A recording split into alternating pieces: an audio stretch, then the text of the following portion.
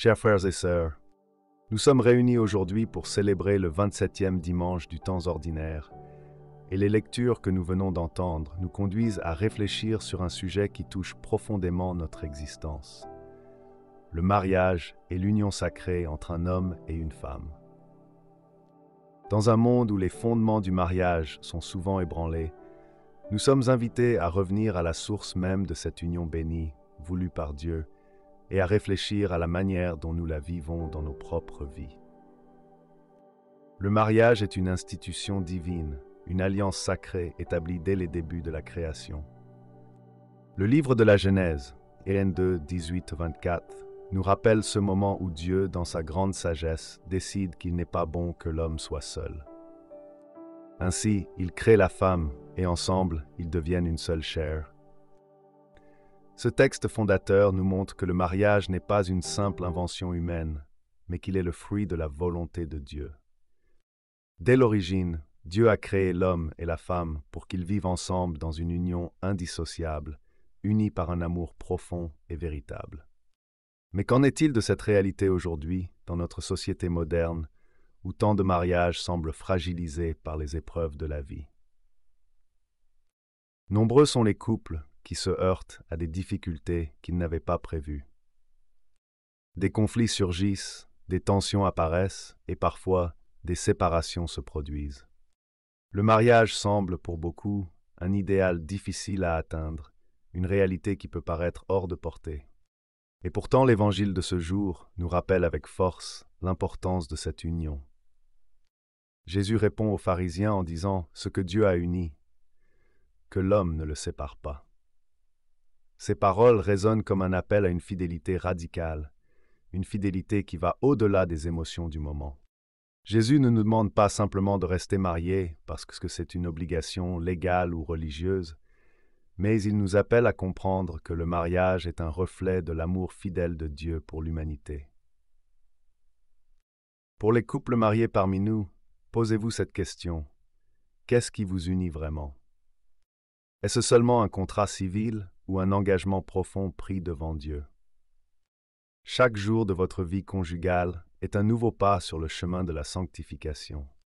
L'amour conjugal, à l'image de l'amour du Christ pour son Église, demande des sacrifices, de la patience et une capacité à pardonner.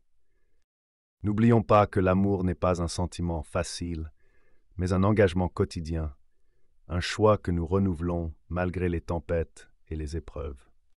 Pour ceux qui se préparent au mariage, je vous invite à bien comprendre l'importance et la profondeur de ce sacrement. Le mariage chrétien n'est pas un simple contrat social, ni une réponse à une mode culturelle. Il s'agit d'une vocation à vivre dans l'amour de Dieu, un appel à former un foyer chrétien solide et enraciné dans la foi. Prenez le temps de prier, de discerner et de vous préparer spirituellement avant de prendre cet engagement sacré. Pour les divorcés, je comprends que votre situation peut être douloureuse. Parfois, le divorce semble être la seule issue à des souffrances insupportables.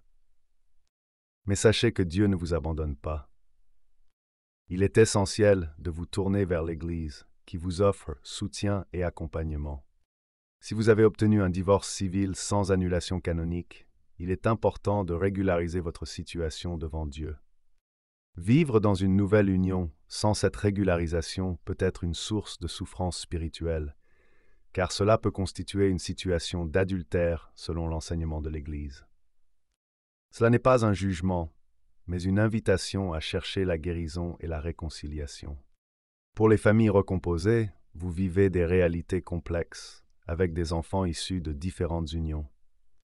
Ces situations demandent beaucoup de sagesse et d'amour pour réussir à créer une harmonie familiale.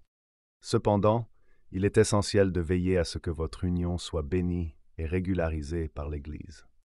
Si vous n'avez pas encore accompli cette démarche, je vous encourage vivement à le faire. Enfin, pour les couples en crise, ne baissez pas les bras. La vie de couple est semée d'embûches, mais Jésus est présent avec vous, même dans les moments les plus difficiles. Ne restez pas seul face à vos épreuves. L'Église est là pour vous accompagner, pour vous offrir des moments de réconciliation, des retraites spirituelles et des conseils qui peuvent vous aider à surmonter les tensions. Parfois, un simple dialogue ouvert, une prière partagée, peut ouvrir la voie à une guérison profonde.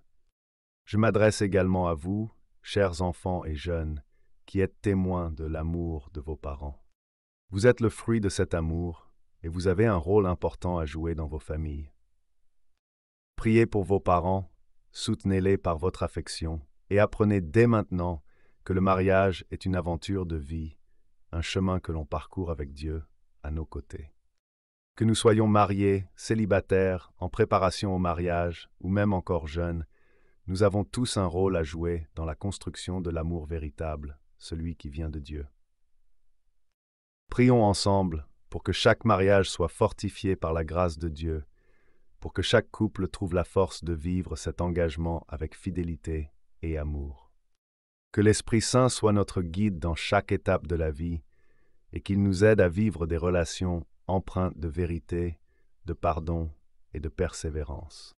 Que notre communauté paroissiale soit une école d'amour et de soutien où chacun puisse grandir dans la foi et l'amour de Dieu. Amen.